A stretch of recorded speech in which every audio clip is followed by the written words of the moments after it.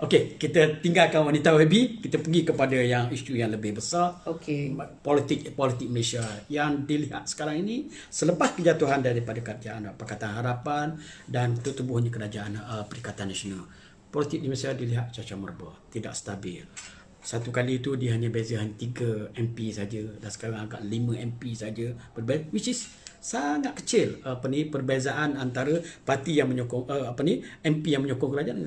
So PH juga, tetapi dalam masa yang sama PH juga dilihat tidak solid apabila berlaku perpecahan dengan Tun Dr. Mahathir menubuhkan parti baru dan sebagainya. Ini Syed Saddiq menubuhkan juga parti anak muda bukan bersama Tun dan sebagainya. So apa sebenarnya yang berlaku dalam politik Malaysia pada pandangan Saya seorang yang amat optimis. Okey. Saya lihat ini kesepakatan dalam kepelbagaian. Okey. Kalau you tengok waktu kita mengundi, kita solid. Ya. Apa dia yang kita solid tu dari segi jumlah, ya. 109 kali yang pertama, kali yang kedua 106 kerana 3 daripada Sabah tidak dapat hadir kerana mereka berhadapan dengan kes mahkamah. Ketua-ketua parti berada di Sabah, ya. Okey.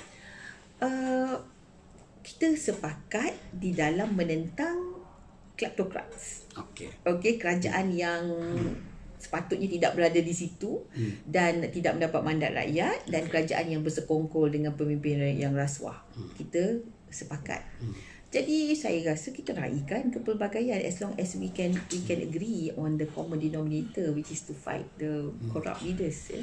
Okey, pada pandangan YP lah, apakah yang patut menjadi ketua utama Pakatan Harapan sekarang? Sama ada mendapatkan balik kerajaan yang telah dirampas daripada Pakatan Harapan ataupun prepare untuk PRU 15. Apa dia yang jadi keutamaan? Membela nasib rakyat. Okey.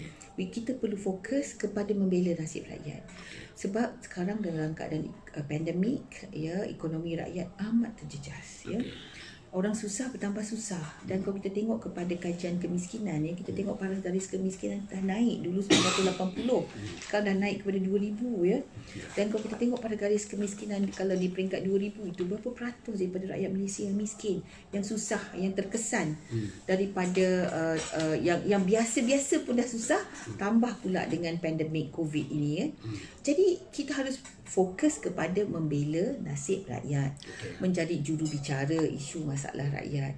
Sebab itulah kami dalam keadilan, itulah tumpuan kami. Di masa yang sama, kita tidak menafikan bahawa ada kemungkinan kita ada pilihan raya umum ke-15 lebih awal. Jadi kita buat juga persiapan. Ya, seperti dipaham, kita sudah pun melantik penyelaras untuk DUN dan Parlimen yang tempat kita bertanding dan memberikan KPI untuk mereka bergerak, menyiapkan jentera dan sebagainya. Kita juga menstrukturkan pilihan raya supaya kita bersedia berhadapan dengan pilihan raya, ya.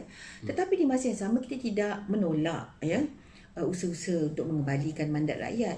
Kalau nak kata kami ni nak jadi pembangkang, tak betul. Itu tidak benar. Tapi janganlah kita hari-hari cakap pasal nak kembalikan mandat rakyat sehingga kita lupa. Kita lupa tentang rakyat itu sendiri, ya. Jadi dia mesti multi lah, ya. Multi dimensi, ya, pendekatan kita, dan mesti kita hati kita itu tidak lari daripada kita membela rakyat. Okey. Dan bercakap tentang masalah rakyat. Ada yang berkata bahawa macam mana kita nak membela rakyat kalau kita hanya menjadi pembangkang, sedangkan untuk membela rakyat yang utama adalah kena menjadi kerajaan. So apa komen? Sebab itu saya kata jangan kita masukkan membela rakyat itu sebahagian daripada fokus kita. Tapi janganlah sampai hari-hari cakap pasal nak kembalikan mandat rakyat, sampai kita lupa nak bercakap tentang masalah rakyat itu sendiri, ya. Jadi seolah-olah kita ni, macam saya cakap terus terang, kami dalam keadilan kami tidak apa orang kata terasa terkesan lah dengan hilang jawatan. Ya, sama mungkin kita dulu pegang jawatan menteri, timbalan menteri, tapi itu bukan perjuangan kami. Jawatan itu ialah untuk berada dalam keadaan di mana kita boleh membela rakyat dengan lebih baik, ya. Dan yang tentu sekali kita berusaha untuk dapatkan kembali mandat tersebut. Dan ini bukan usaha yang mudah. Tapi untuk mendapatkan mandat rakyat itu, kita tidak harus kompromi dengan perkara-perkara yang melanggar dengan prinsip.